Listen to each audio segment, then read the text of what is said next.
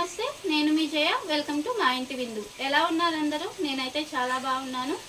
ఈరోజు బ్రెడ్ హల్వా చేసి చూపిస్తున్నానండి. తయారీ విధానం చూద్దాము. మనకి అప్పటికప్పుడు స్వీట్ తినాలనిపిస్తే ఇలా ఒకసారి ట్రై చేసి చూడండి. మనం భోజనాల్లో ఏ విధంగా అయితే ఇష్టపడతామో అదే విధంగా ఉంటుంది మనం ఇంట్లో చేసిన. అండ్ పక్కా కొలతలతో చూపిస్తున్నానండి. చాలా బాగుంటుంది. ఒకసారి ఇలా ట్రై చేసి చూడండి. ప్రాసెస్ ఏంటో చూపిస్తాను.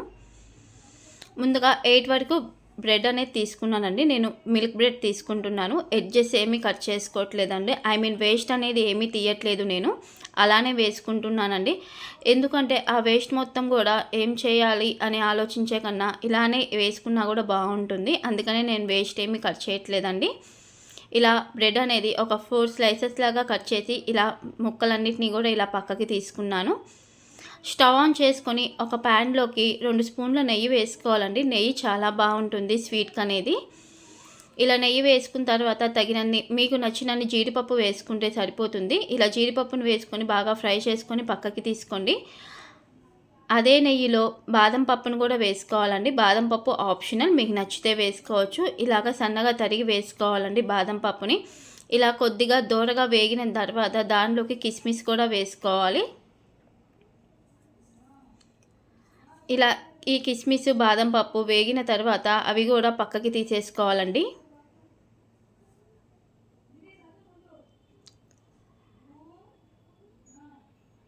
తర్వాత అదే ప్యాన్లో మరొక 2 స్పూన్లు కానీ 3 స్పూన్లు కానీ నెయ్యి పడుతుందండి. నెయ్యి వేసుకోవాలి. ఆ నెయ్యిలో మనం ముందుగా కట్ చేసుకున్న బ్రెడ్ స్లైసెస్ అనేది వేసుకోవాలండి. బ్రెడ్ ముక్కలు అనేది ఇలా అన్నీ ఒకేసారి కాకుండా కొద్దిగా ఆ బ్రెడ్ ముక్కలు అనేది వేసుకొని బాగా ఫ్రై చేసుకోవాలి. 2 పక్కల కూడా బాగా వేగాలండి. ఫ్లేమ్ అనేది మీడియం ఫ్లేమ్లోనే ఉంచుకోవాలి. ఈ విధంగా ఈ బ్రెడ్ ముక్కలు అనేది మనం వేరే ప్రాసెస్లో అయినా చేసుకోవచ్చండి. డీప్ ఫ్రైకి ఆయిల్ పెట్టుకొని ఇలా ఆయిల్లో అయినా ఫ్రై చేసుకోవచ్చు. బట్ నెయ్యిలో వేసుకోవడం వల్ల టేస్ట్ చాలా బాగుంటుంది. ఈ విధంగా 2 పక్కల కూడా వేగిన తర్వాత ఇలా ప్లేట్లోకి తీసుకోవాలండి. ఇలానే మిగిలిన ముక్కలన్నిటినీ కూడా ఇలానే ఫ్రై చేసుకోవాలి. తర్వాత ఆ ప్యాన్ని శుభ్రంగా తుడుచుకొని ఆ ప్యాన్లో 1 కప్పు వరకు పంచదార తీసుకోవాలండి. నేను 8 వరకు బ్రెడ్ తీసుకున్నాను కాబట్టి 1 కప్పు పంచదార తీసుకుంటున్నాను. అదేవిధంగా 1 కప్పు వాటర్ కూడా యాడ్ చేసుకోవాలండి. 1 కప్పు పంచదారకి 1 కప్పు నీళ్ళు సరిపోతాయి. పంచదార మొత్తం కరగాలండి. పాకం ఏమీ రానవసరం లేదు. ఇలా పంచదార మొత్తం కరిగిపోయిన తర్వాత ఒక 1/2 టీ స్పూన్ యాలకుల పొడి కూడా వేసుకోవాలి. ఇలా యాలకుల పొడి వేసి 2 నిమిషాలు కలుపుకున్న తర్వాత మనం ముందుగా ఫ్రై చేసుకున్న బ్రెడ్ ముక్కలను కూడా వేసుకోవాలండి. ఇలా బ్రెడ్ ముక్కలు వేసి ఒక 2 నిమిషాలు బాగా కలుపుకోవాలి ఆ తీపి పాకంలో. ఇలా 2-3 నిమిషాలు బాగా కలుపుకుంటే సరిపోతుందండి. బ్రెడ్ ముక్కలు అనేది ఆ వాటర్ని బాగా అబ్జర్వ్ చేసుకుంటుంది పాకాన్ని అనేది.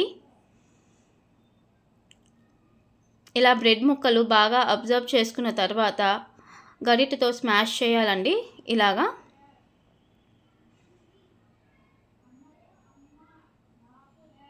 ఇలా బాగా మెత్తగా స్మాష్ చేసిన తర్వాత మనం ముందుగా వేయించుకున్న డ్రై ఫ్రూట్స్తో అయినా సర్వ్ చేసుకోవచ్చండి. లేకపోతే కొద్దిగా పాలను యాడ్ చేసుకోవడం వల్ల చాలా టేస్ట్ అనేది ఇంకా బాగుంటుంది.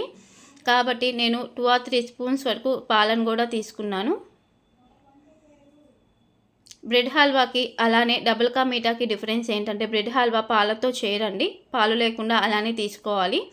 డబుల్ కా మీఠా వచ్చేసి దాంట్లో పాలను యాడ్ చేసుకోవాలండి. డిఫరెన్స్ అది.